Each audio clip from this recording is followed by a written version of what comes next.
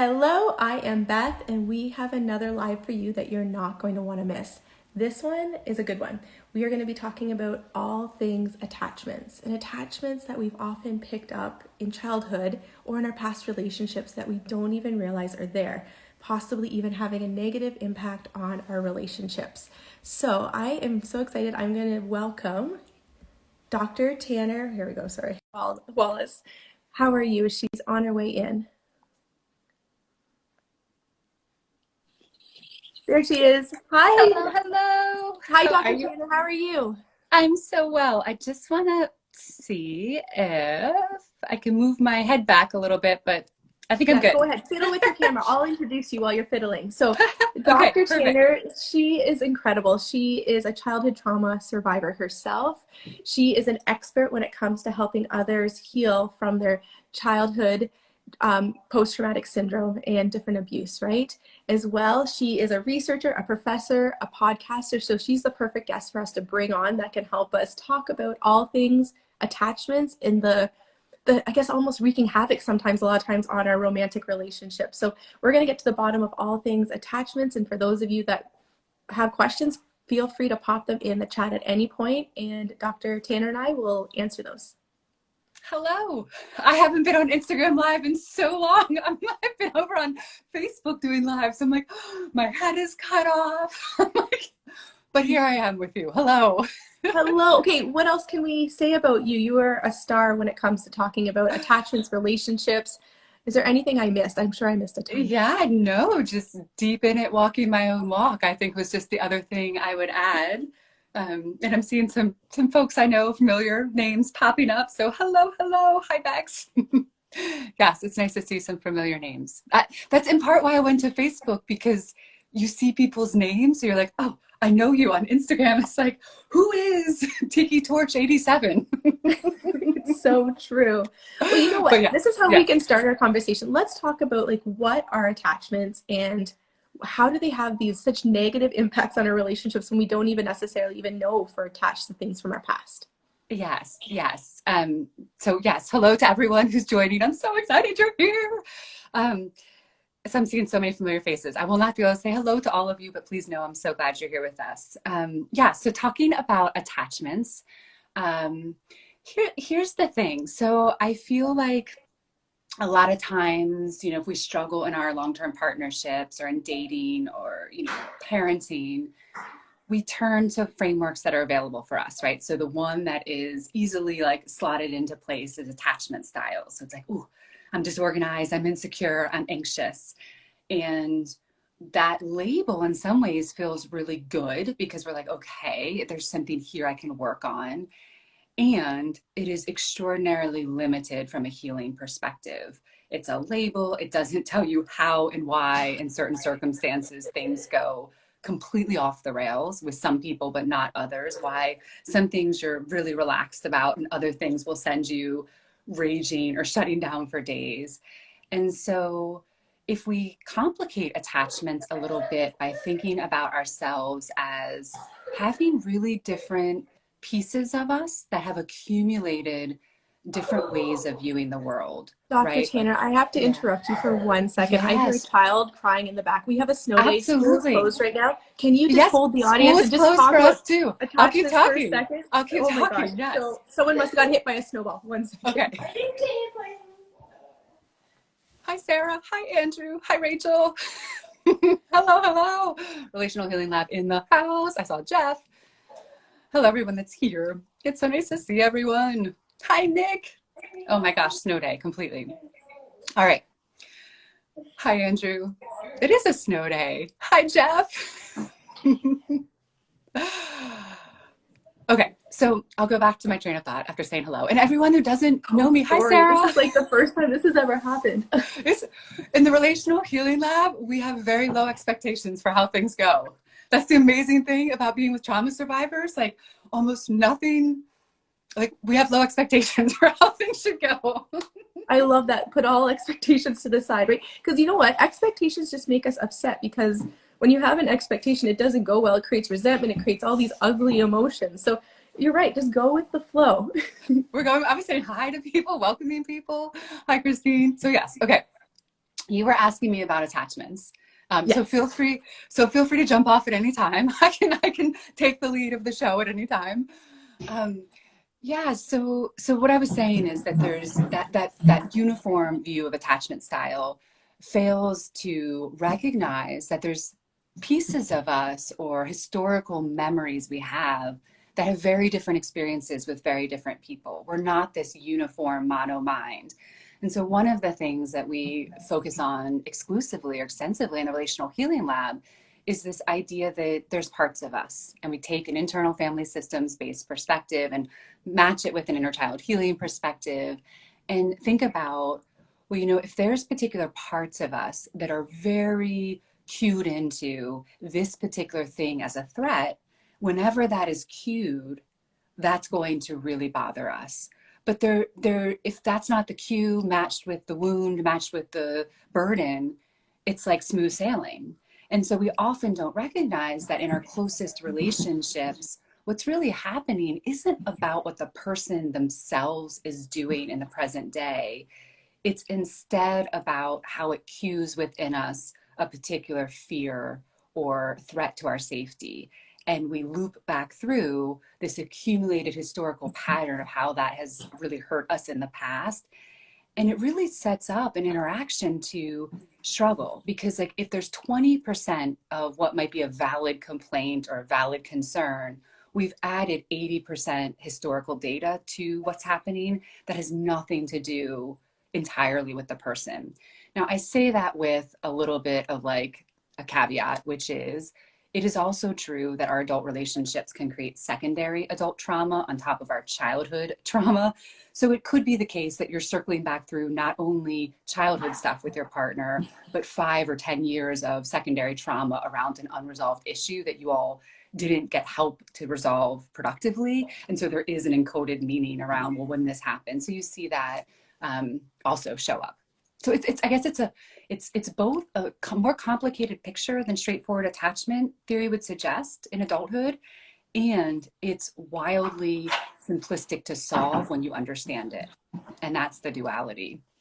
God, Yeah. okay, so my mind's blowing here. I think we even need to chunk it down a little bit more. So Okay. Yeah. we're used to, like, we have like a secure attachment. That's our healthy attachments. We have our like anxious attachment when Right. you don't want to leave, like you really want to stay close to your mom, or you want people to stay close to you because you have a fear of them leaving you. Right. And then there's like our when you're anxious, and then avoidant attachment. How do these Right. all fall into all this? Like avoidant being like, I don't want to get close to you because Yeah. you may hurt me even though I don't Yeah. know I'm necessarily avoidant attachment, that's one reason maybe I can't get close to people, or it's one Yeah. reason I suck people into my lives and I hold on to them and suffocate them. Yeah. So I would think of it from my perspective as we have, like, and this again is based on internal family systems theory, that we have a set of protective parts that have been with us for a very long time, that have seen us get hurt over many years, and they develop strategies to protect us from getting hurt. So some of us have, very harsh managers that are like, you have to be perfect, you have to people please, you just have to give, or else you're not going to receive. And that can feel like kind of anxious, kind of desperate, kind of needy, clingy energy. And then some of us have more kind of harsher managers that are like, if you don't conform to exactly what I need, exactly in this moment, you're out, right? Like, very critical. So they tend to push people away through critiquing, judging, and blaming and shaming. So those protective parts are kind of leading the way, trying to keep us safe, kind of try all these strategies that are really well-intentioned, but don't necessarily lead to really positive interactions.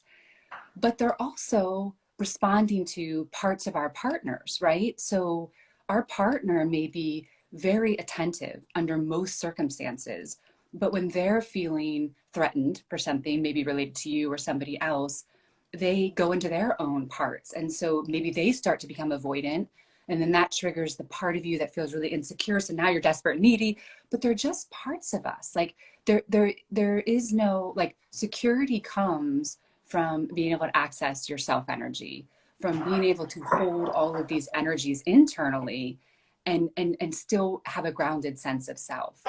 And that's how I think about security. It's just like you can access this true self that's in you, that's calm, compassionate, open, trusting, courageous. And it's these parts that play their role that kind of get in the way. They kind of start clouding things because they're kind of garbage information, because they're operating all this past history.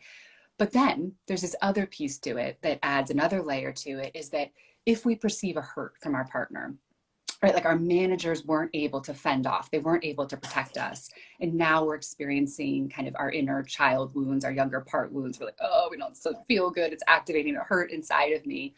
We have these other protective parts that are like firefighters. And they're like, we need to make this feel better in our body. These are the affair having parts, the drinking parts, the substance using parts, the social media scrolling parts.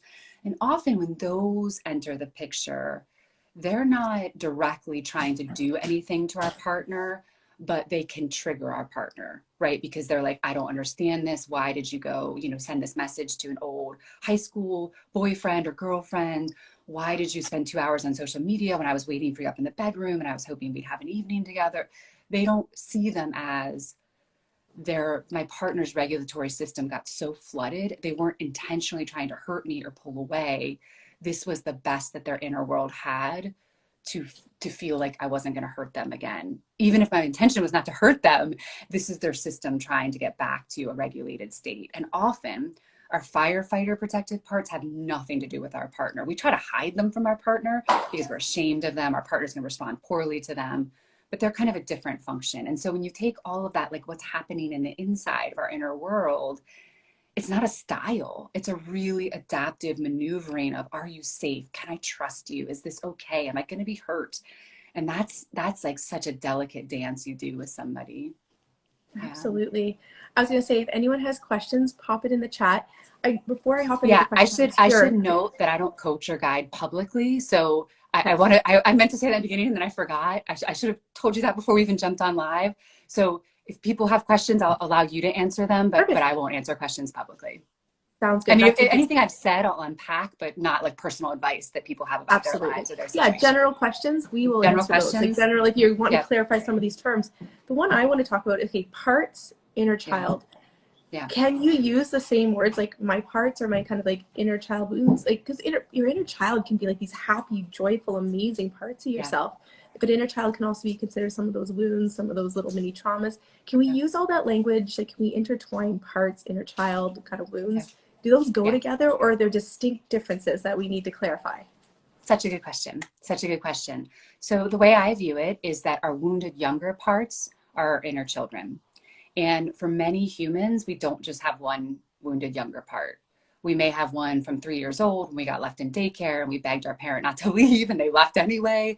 We may have one from 12 years old when we had our first significant breakup and we didn't know about it. We may have one from 21 years old when, someone cheated on us for the first time. I mean, we have different woundings at different times of our lives. And I think those are very unique woundings.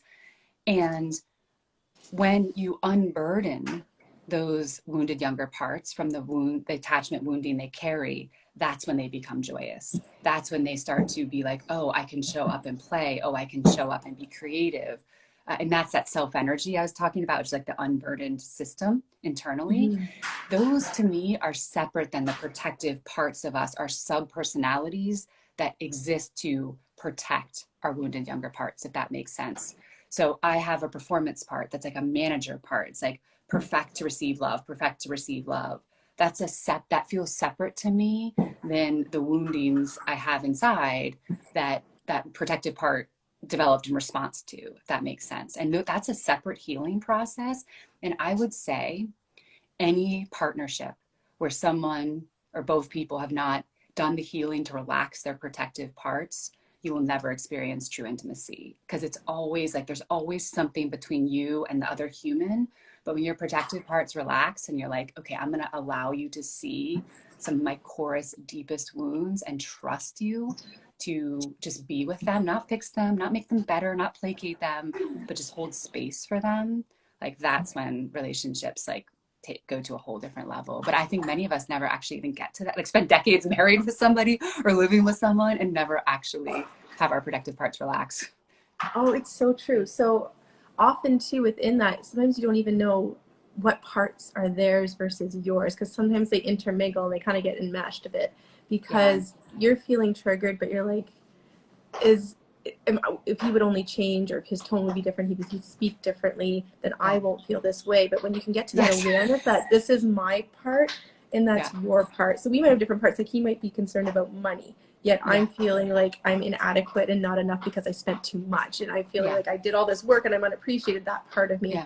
So it's Yeah. funny how the parts can probably keep each other triggered constantly, that pushing your buttons. I always say triggers is pushing each other's buttons, pushing each other's Constantly. parts. Is that what we're Yeah, doing? yeah.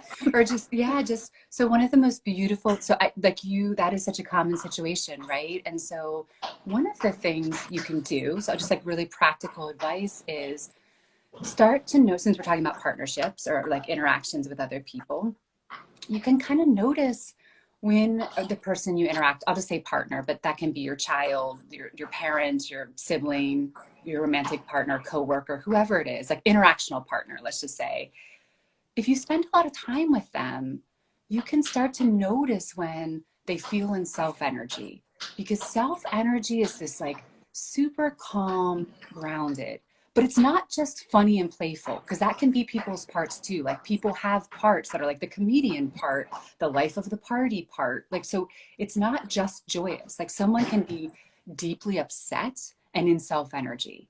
So it's not just positive. I want to say that first, but like self energy is this grounded where you're like, I feel so safe around this person because this person just feels like they've got the clearest head on their shoulders. They're saying things like, oh my gosh, this is so upsetting.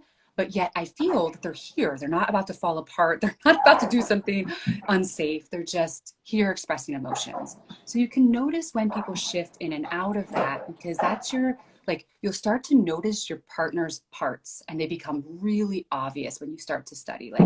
Like their body language changes. Some parts have different tones. They do different things. Like my partner has a lawyer mode. And as soon as I feel like I'm being cross-examined, I'm like, I'm out. Like I used to be like, I'm out. I don't say that. That was the part speaking. I want to say I'm out, but now I simply say like, that's funny how that part was like, we're out. Because that's what we want to say. But now I'm like, okay, I take a breath. I'm like, what part am I in right now that is causing him to feel so desperate that he's had to shift into lawyer mode? Because lawyer, back when we first came together, all I could say to him, I'd be like crying. I'd be like, you are such a bully. You take away my power. I don't know how to stand up to you. And it was just so awful for me. With healing, with practicing this, I'm like, oh, it's lawyer mode. And I know the exact part that brings it out in me. And it's this very pushy manager that has actually stopped listening. Like it's like I have my agenda, like this has to happen this way. And as soon as I drop into that, he sees I've lost openness. So he's like, oh, better amp up my communication style. So it's like noticing, and now it is speaking on behalf of parts. So like literally just this morning, this was a scenario. I got a cross-examination question. And I said to him, okay, the tone just shifted. You've just dropped into lawyer mode. Let me check in. Like I am a little agenda driven. Like let me soften back a little bit and let's like recap. Like what are the most important things that we're discussing right now? Because it feels like the conversation is starting to take on more than it needs to.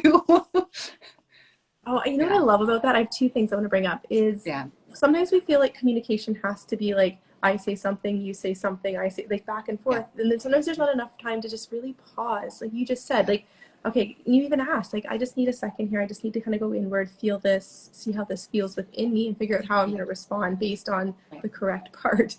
Yeah, Like, I think that's so important to give people permission to, we can stop and think, because that's where the yeah, authentic you, the true you, the authentic self, yeah, all that's actually going to come out, because that other part can just you can kind of ease that part down and communicate yeah, with that part, tell it's going to be okay, we can do yeah, this. Give yourself yeah. a little pep talk and get the right voice coming out of you. Would you agree with that? I would agree with it. I mean, the only thing I would hesitate, and this is like a little technical, is that it's going to be okay can be another part of us that's like kind of Ah, a caretaker part that's like, it's going to be okay. It's going to, and instead kind of the self energy is more like, okay, I got it, I got it. I see why. So it's like talking to your part. So it'd kind of be like, okay, I see you like manager part that's just shown up. I get it. Doesn't feel like he's listening. You're feeling like we just need to kind of keep pushing forward. And I'm going to ask that you just soften so that I can open up more space for him to like to say, and you stay right here. And if like, we're not being listened to, you jump right back in.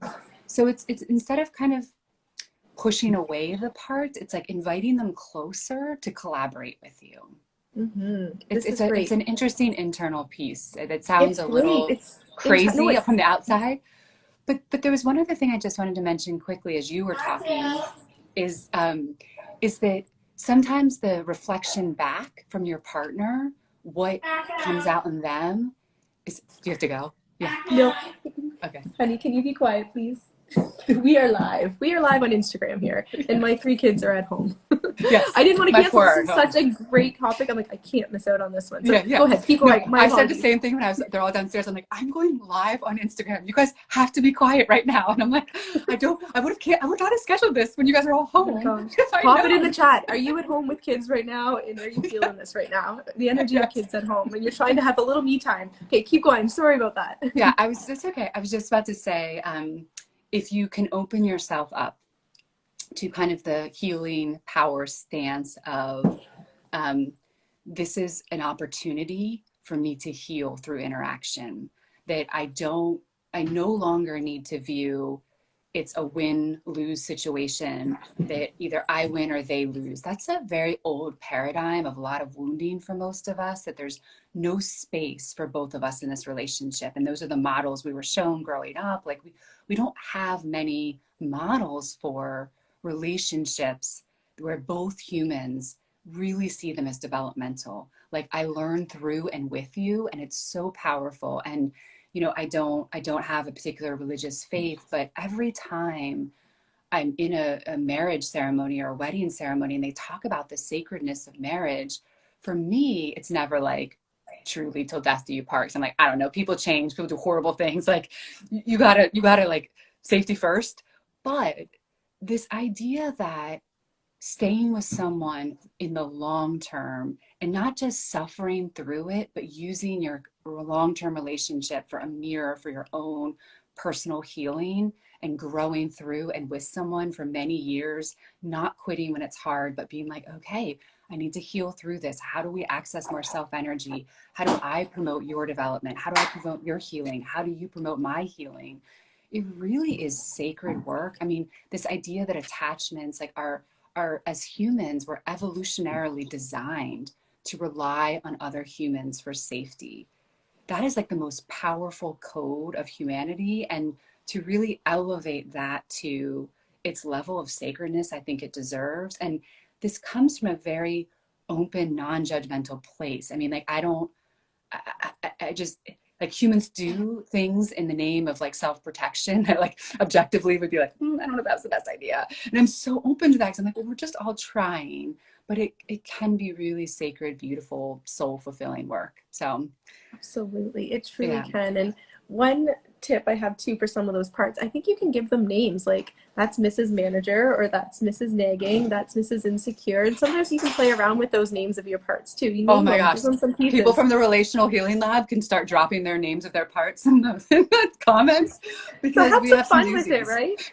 Yeah, I think that's a great way to. Okay, here's another question. What is the relationship between, let's say, being triggered and it being a part versus being your ego? How does the ego play into all of this? Mm.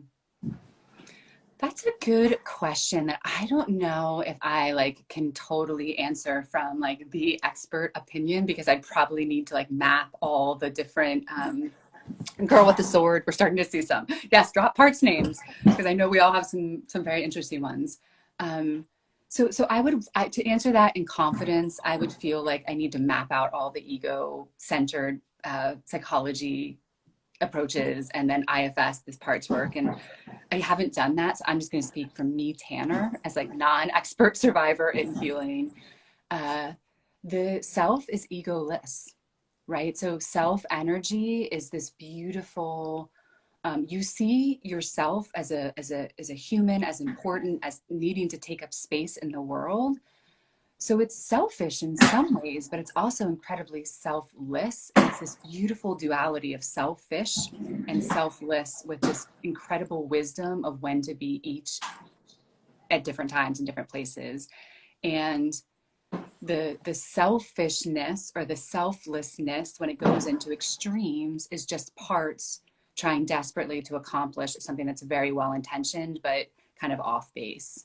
So Yeah, I yeah, like that. The other piece I might add to it too, ego gets a bad rap. It really does, but it's not always bad. The ego's there to protect us. It's trying to keep us in a place of happiness. So yeah, I always use this analogy when I deal with women. So all you men out there, maybe you have a yeah, different analogy for this too, but they'll say, oh, I could just use a glass of wine. And it's just, sometimes it's been a really stressful day, and that might be the ego just being like, you need to yeah, relax a little, but it's ego's like, if you have a glass of wine, you're going to feel a lot better.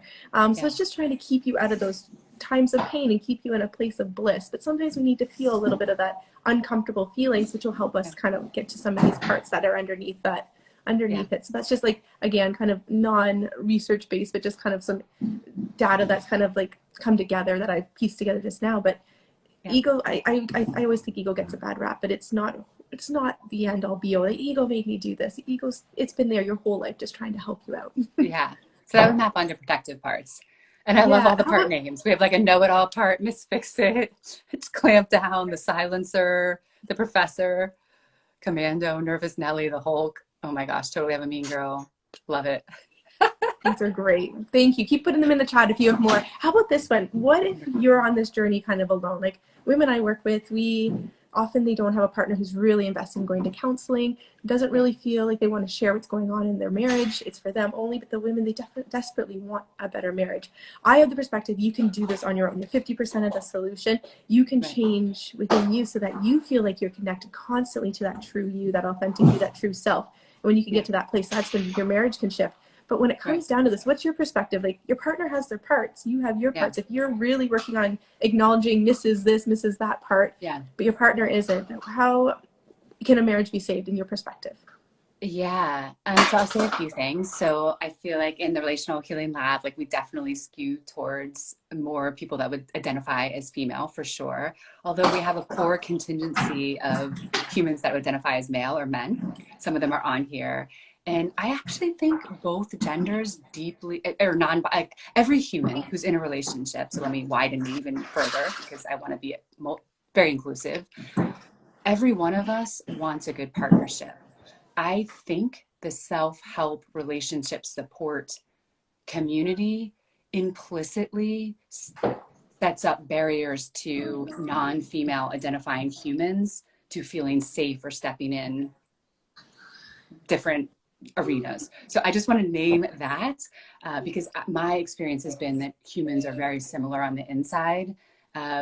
We all want the same things. It's just how we've been socialized to believe we have access or belong in a certain space or place. So I want to say that first.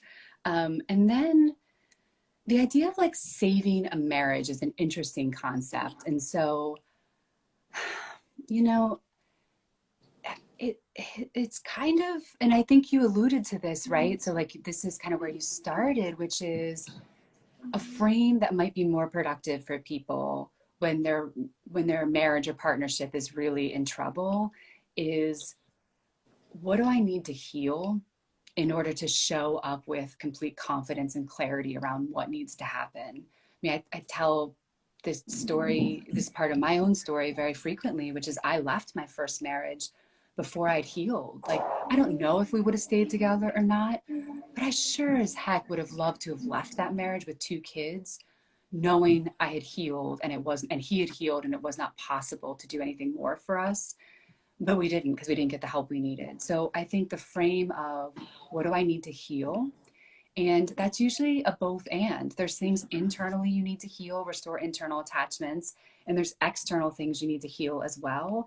And you can't do either one separately entirely because I understand the drive when someone's like, they won't do this, they won't do this. My experience has been, well, if you come sit in a room and someone's allowed to tell you all the things you've done wrong for all these years, of course you don't want to be part of that because your protective parts now are like super engaged. So I guess what I'm trying to say is so much couples counseling is so not trauma informed, not really helping couples where they need help. And it's a total setup for humans that identify as male to lose out. I'm telling. And so Yeah. it's so complicated in terms of how you help couples figure out what kind of support to get and where. And more often than not, couples counseling does more harm than good to relationships, in my opinion, for a variety of reasons. That's a whole other show, and that's not a blaming on therapists. It's just it's a complicated social issue. But then to like wrap up my response, I would say, you can do a lot of internal work, but if you're like, I equate it to like if you're a recovering alcoholic, you wouldn't go to a bar every night. Like you just can't, like, why would you, right? It's gonna be so hard to stay sober because every night you're like, oh, here it is, and it would just be so easy to drink.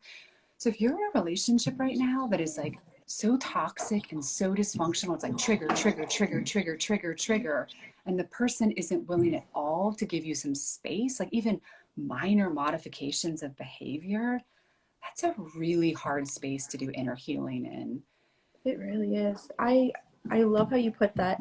One thing, maybe you can talk to this too in Yeah, the work that you do. Sometimes if one partner starts the work and yeah, then all of a sudden they notice how they won't admit it, but they can see things are better. Things are getting better. The conversations aren't as heavy. They're not going into arguments as fast, yeah, because one's really in touch with their parts. They're in touch with that inner self, yeah, dedicated to wanting to be that detective. Because really, it's about being a detective. You're like, I don't yeah, want to feel this way anymore. Why am I feeling this way? yeah, And just starting yes, with that curiosity. And when you can start to be curious, then every interaction you have with anyone, whether it's a coworker, whether it's the person driving really slow in front of you on the way to work, whether it's your yeah, husband or wife, all of a sudden then you're just like, you know what, this is me. And when you can own those emotions, you're like, this yeah, is about me. This isn't you trying to hurt me. We're on the same team. Then when that one person starts, the whole conversation within the household, the energy in the household shifts. And yeah, often I find that the other spouse will kind of upgrade with them. And I use the word yeah, upgrade, but really they start to get curious too, or they sometimes soften themselves because they're like, I yeah, feel safe. Whew, I can breathe in yeah, this house knowing that I'm not going to be attacked, judged, yeah, nagged, criticized. And yeah. sometimes that just starts it. If one does it, then the other will kind of slowly buy in. I agree. I agree. And I think it depends on whether you're a trauma survivor married to another trauma survivor, or you're two True. people that grew up in tricky families. I mean, unfortunately, hardly anyone of our generation or older grew up with like parents that like very socially attuned, emotionally attuned and under, because we evolve as a society, right? So you probably married someone or partnered with someone that either had a tricky family that has some issues Mm-hmm. or a traumatizing family. And I would just say, if it is a true traumatizing situation, the small stuff to get some space is helpful, but your partner has to be willing to do deep healing work. And that is a big commitment to really do fully to the end of it. So there's all these little threads, but yeah, Oh, there's so much, right? And that's why it's case by case. Like we can give some general advice here and some strategies here that kind of get those curious about what are these parts about and how can it work on yeah, healing my attachments. So I think that's wonderful. I want to kind of yeah, finish with one thing here. yeah. Trust in all of this. Like how does trust build, like that's maybe a whole nother topic, but like Oh if we my can kind of throw gosh, trust into trust. all this, like even just trusting that that's your part Yes. talking, or trusting that Yeah. you're into, like how does intuition play into all this and trusting it? I think all of what we've talked about today, like I'm so glad you ended on trust, because like seriously, it is a process of trusting, and you think you do, and then there's another layer to it. And you're like, oh, trusting myself and trusting my partner. And it just goes so deep.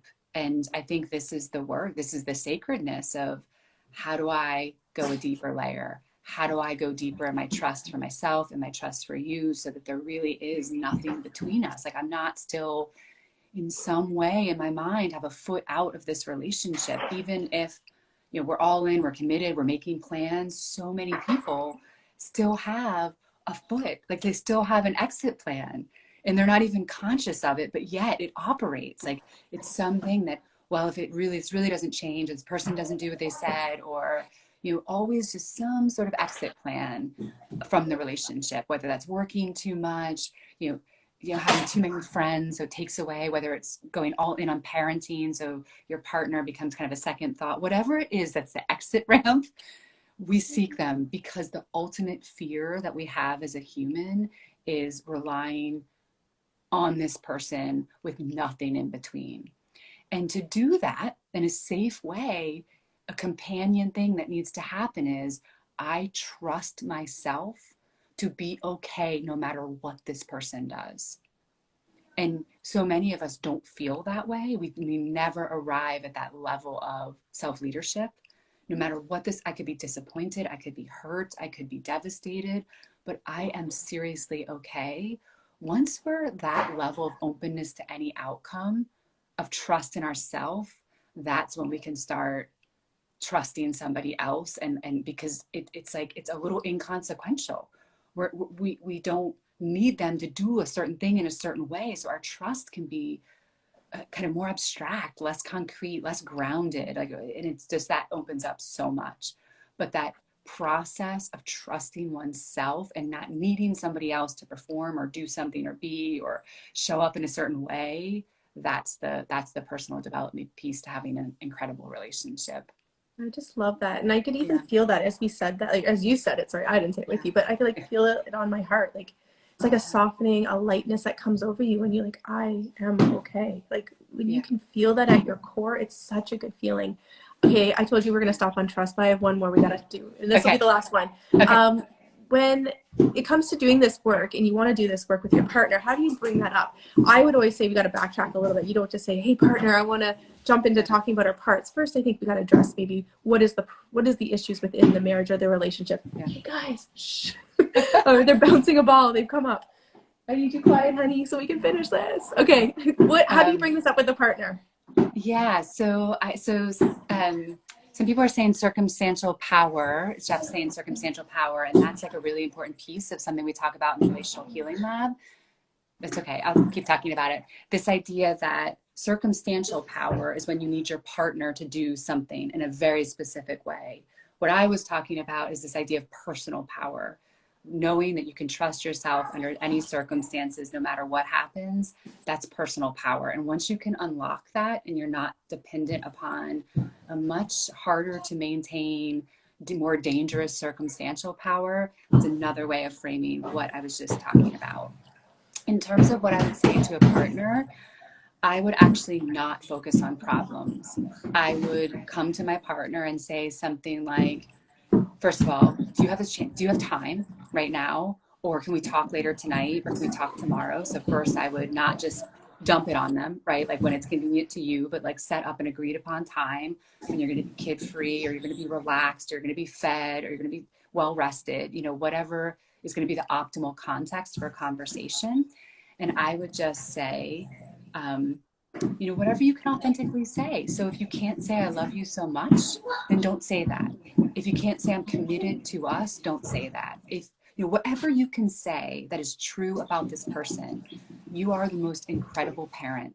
I watch you and it brings tears to my eyes. I wish I could parent like you.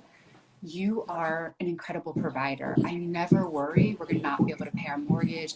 You've given me things I could have never dreamed of as a kid. Like, that blows my mind still, how much you provide for me. Or you hold me when I am so sad. I never thought anyone could witness as many tears. So whatever it is that you can say from true self, right? Don't just go to the I love you so much or I'm committed. If you don't feel that, if parts of you don't feel that, don't say it. Say whatever you can say from the deepest core sense of self. So you say that, and then you use this word that we also love in the Relational Healing Lab, which is and. So I'm so sorry about the bouncy ball. Oh no, it's fine. I have 4 kids. I'm not even hearing it. I know you're hearing it, but I literally am not even hearing it. Thank you to everyone out there for your support. My gosh, this is one entertaining live for my part. I'm like, sorry, keep going. This is awesome advice though. How to bring this up, really? You're talking from your parts. You're talking from self energy. So you're talking from self energy, allowing your parts to all soften, really getting to the core of what you can say. And then you add an and I feel like there's more for us. I feel disconnected from you. I feel chronically disappointed. I feel cut off from you. I feel like we're just not on the same team. So some sort of like I feel that's like a broad like category of what you feel, and I'd really like to work on this with you. Like I'm really open to how it goes. I just want you to know that this relationship is so critical to my life and to your life, and we're committed to each other, and I'd really like to see where we could take it. And I'm very open. This isn't me going to tell you what to do or to drag you to someone you don't feel safe with or to like tag team up. Like this is literally an invitation to see what's possible for us. All right. That is like the biggest takeaway for anyone that's on this journey right now who wants to be working on their marriage with their partner. Like instead of coming from a place of like, I'm so tired of arguing with you. We need to go to counseling or it's going to end in divorce. Like versus that beautiful, like get a piece of paper, rewatch this live, write every word that Dr. Tanner said, because that was just incredible. And I would say just real quickly, the one thing you said, I'm so glad you mentioned it. You know, many times parts of us will threaten divorce or leaving because we're so desperate. So I would say the conversation is a perfect chance to say, I know I've threatened divorce. You have threatened divorce. We have made these threats to each other.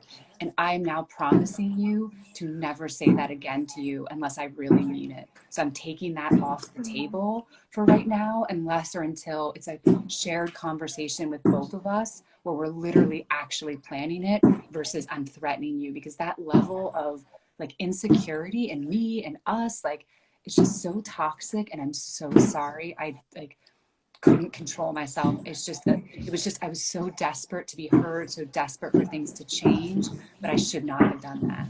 So I'm so glad you said that, because it's one thing we often drop into, and it's so toxic and so damaging.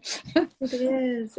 Oh, such wonderful advice. Hey, Dr. Tanner, if somebody wants to learn more about you and all these amazing strategies, I know you have some free gifts on your website. Like, how can we get all these goodies? Yeah, just find me on Instagram. So my handle's here. Start there. We also have a free Facebook group that is a free community for people interested in relational healing. And I have a podcast, the Relational Healing Podcast, that's available on all podcast players.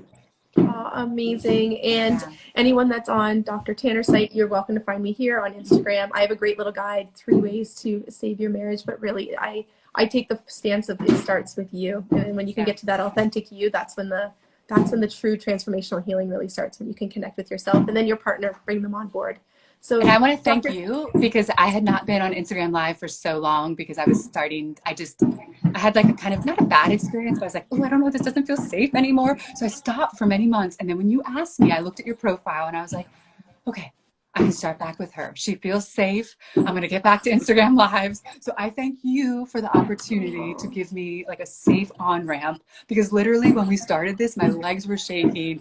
I was so nervous, but I'm so calm now, and I just appreciate you helping me get back to Instagram Lives. Thank you for that gift. I appreciate you too. Thank you. And thank you to everyone that watched. This was just, I feel really good, even though my kids are running around. You know what? It's meant to be. You got to just let it go, especially days like this with pandemics and snow days. You just got to go with the flow. So instead of thinking things have to be a certain way, it has to be quiet, you know what, out the window. So thank you so much for joining me. Absolutely. Thank you for everyone that joined, especially those from the Relational Healing Lab. Love seeing you guys. Bye. Bye.